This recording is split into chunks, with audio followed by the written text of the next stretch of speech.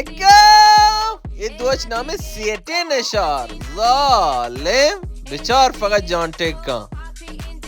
ادا چه دوچ بچاچی دوچ ماردتی واسطا اوهو تی واسطا ادا بچا مولا سبزو بچا لگتے لگا موسمی چا برو مورا راوگا ادا ظالم آیا بچای آستینا بیار یه کلن اصلا چی شده چی نشده چی گفتی؟ این بدون تپه دوخته شده. این بدون تپه حفظی کاملا حفظی یعنی چند بند کانی دوت که نگاه کن قریشی هم شده تکاشو نشون بده ادا بچه ادا بچه اشیا بچه ادا بچه چوگڑا جانگ کجی؟ ایشه جانگ پندول سرا تا چا جانگا؟ پندول سرا چا تا؟ جانگ ادرس جانگ قربت دو بین میگه جانگ آره سری که نشون بده ماشاءالله ادا بچه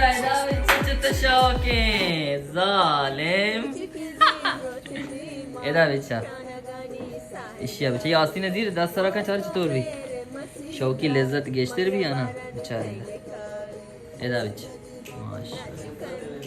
تو جانटे کانی بچار تا اوهو چطور ظریف ها ادا بچه الواری چا شیرگانی چا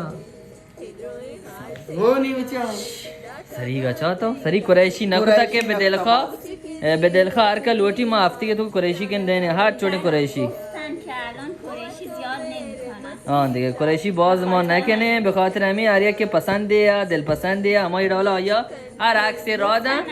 آپ تیارن جنازی تعویل بگیری رات کپی کے نہ دینے تمام دراجی چا چیچ کیش ہے ادا اچھا دراجی ہے کشی چاندے 6 لینچو چند سانته 103 سانته راحت 5 واجبی ها چه کمو گشتره انگا